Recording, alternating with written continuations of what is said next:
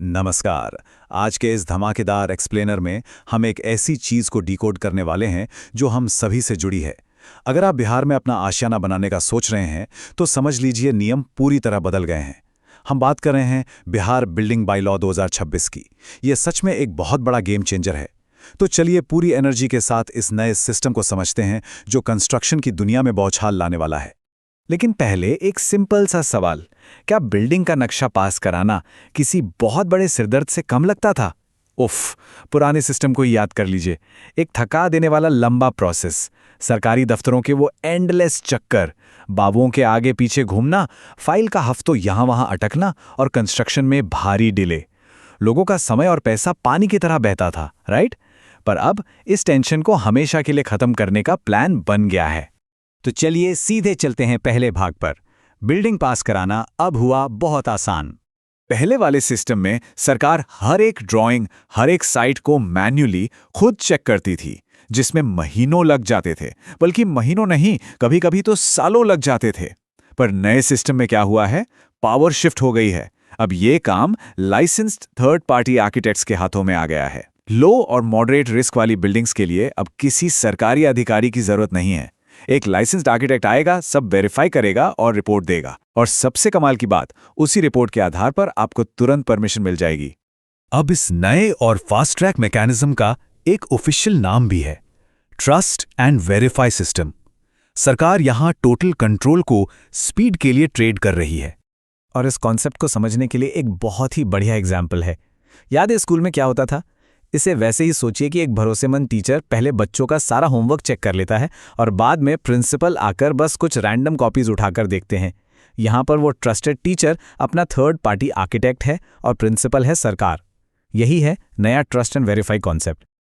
अब आप सोचेंगे, भाई अगर सब कुछ आर्किटेक्ट ही करेगा तो फ्रॉड नहीं होगा?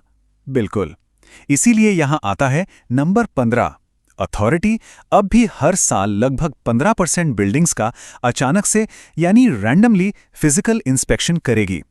ये 15% का रूल एक सेफ्टी नेट की तरह काम करेगा ताकि कोई भी गलत काम या खराब कंस्ट्रक्शन ना हो सके। चलिए अब इस विश्लेषण को आगे बढ़ाते हैं और देखते हैं बिल्डिंग रिस्क कैटेगरीज को। नए बायलॉ ने सानी बिल्डिंग्स को 3 हिस्सों में बांट दिया है। पहला है लो रिस्क, जिसमें आते हैं छोटे घर, G+2 वाली बिल्डिंग्स या छोटी दुकानें। दूसरा है मॉडरेट रिस्क, जैसे कि मीडियम कमर्शियल बिल्डिंग्स और छोटे अपार्टमेंट्स। इन दोनों कैटेगरीज में आर्किटेक्ट्स के पास डायरेक्ट अथॉरिटी है। लेकिन तीसरी कैटेगरी यानी हाई रिस्क, जैसे बड़ी फैक्ट्रीज, केमिकल प्लांट्स या बड़े बड़े हाई राइज अपार्टमेंट्स, इनके लिए नियम अभी भी बेहद सख्त हैं और यहाँ सरकारी चेकिंग उसी तरह स्ट्रिक्ट रहेगी। तो बिल्डिंग की कैटेगरी तो समझ आ गई। अब आते हैं सेटबैक और ऊंचाई के नियमों पर। जो लोग इस रियल एस्टेट की टेक्निकल भाषा से अनजान हैं, उन्हें पहले सेटबैक का मतलब बता देते हैं। सिंपल शब्दों में, आपकी बिल्डिंग और बाउंड्री वॉल के बीच जो खाली जगह छोड़ी जाती है उसे सेटबैक कहते हैं। और सुनिए, ये कोई शौक के लिए नहीं छोड़ी जाती। टॉलर बिल्डिंग्स यानी जितनी ऊंची बिल्डिंग उतनी ही ज्यादा खाली जगह। क्यों? प्रॉपर हवा, धूप और सबसे जरूरी आपातकाल में फायर सेफ्टी और रेस्क्यू ऑपरेशंस को रास्ता देने के लिए। इसे एक प्रैक्टिकल उदाहरण से समझते हैं। मान लीजिए आपकी बिल्डिंग 10 मीटर तक ऊंची है, तो नए नियमों के हिसाब से आपको फ्रंट सेटबैक करीब 1.5 मीटर यानी 1.5 मीटर्स रखना अनिवार्य होगा। ये सेफ्टी और स्पेस का एक परफेक्ट बैलेंस बनाता है। अब यहाँ जो सबसे ज्यादा इंटरेस्टिंग बात है वो ये है कि अगर आपकी बिल्डिंग 16 मीटर से ज्यादा ऊंची हुई तो ग्राउंड कवरेज सिर्फ और सिर्फ 40% तक ही अलाउड होगा। मतलब आपके प्लॉट के सिर्फ 40% हिस्से पर कंस्ट्रक्शन होगा और बाकी पूरा 60% हिस्सा ओपन स्पेस रहेगा। सोचिए, ये शहरों में ओपन एरियाज और ग्रीन स्पेस बढ़ाने का कितना जबरदस्त मास्टर स्ट्रोक है। एकदम सांस लेने वाली खुली जगह। अब तक हमने पब्लिक के फायदे की बात की, लेकिन चलिए अब देखते हैं आर्किटेक्ट्स की नई जिम्मेदारी क्या है। देखिए, जब पावर आती है ना, तो जिम्मेदारी खुद ब खुद दोगुनी हो जाती है। आर्किटेक्ट्स को अब इस नए सिस्टम में एक proper paper work flow follow करना होगा। पहले ड्राइंग सर्टिफिकेशन फॉर्म, फिर साइट वेरिफिकेशन रिपोर्ट और आखिर में ऑक्यूपेंसी वेरिफिकेशन रिपोर्ट। ये सारी चीजें उन्हें पूरी ईमानदारी से और टाइम पर सबमिट करनी होंगी ताकि पूरा सिस्टम स्मूथ चलता रहे।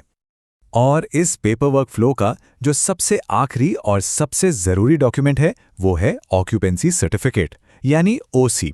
ये वो फाइनल ठोस प्रमाण है जो बताता है कि हाँ भाई, ये बिल्डिंग लोगों के रहने या यूज करने के लिए 100% सेफ है। इस सर्टिफिकेट के बिना बिल्डिंग का लीगल इस्तेमाल हो ही नहीं सकता। तो सबसे बड़ा पॉइंट ये है, अगर किसी ने चालाकी की तो क्या होगा? अगर कोई आर्किटेक्ट इस ट्रस्ट और वेरीफाई सिस्टम का फायदा उठाकर फेक रिपोर्ट देता है या गलत जानकारी सबमिट करता है, तो उसकी सजा बहुत सख्त है। उनका प्रोफेशनल लाइसेंस सस्पेंड हो सकता है, पूरी तरह कैंसिल हो सकता है और सख्त कानूनी कार्रवाई भी होगी। मतलब गलतियों या भ्रष्टाचार के लिए अब यहां टोटली जीरो टॉलरेंस है। तो इस पूरे एक्सप्लेनर के अंत में एक बड़ा सवाल आप सबके लिए छोड़कर जाते हैं। ये तेजी से होने वाला बिल्डिंग अप्रूवल प्रोसेस आने वाले समय में बिहार के शहरी विकास यानी अर्बन डेवलपमेंट को किस दिशा में ले जाएगा? फास्टर कंस्ट्रक्शन, लेस पेपरवर्क और स्मार्टर सिटीज की तरफ बढ़ते कदम। बिहार बिल्डिंग बायलॉ 2026 वाकई में कल की एक मजबूत नींव रख रहा है। आप लोग इस नए सिस्टम के बारे में क्या सोचते हैं? इस पर जरूर विचार कीजिएगा।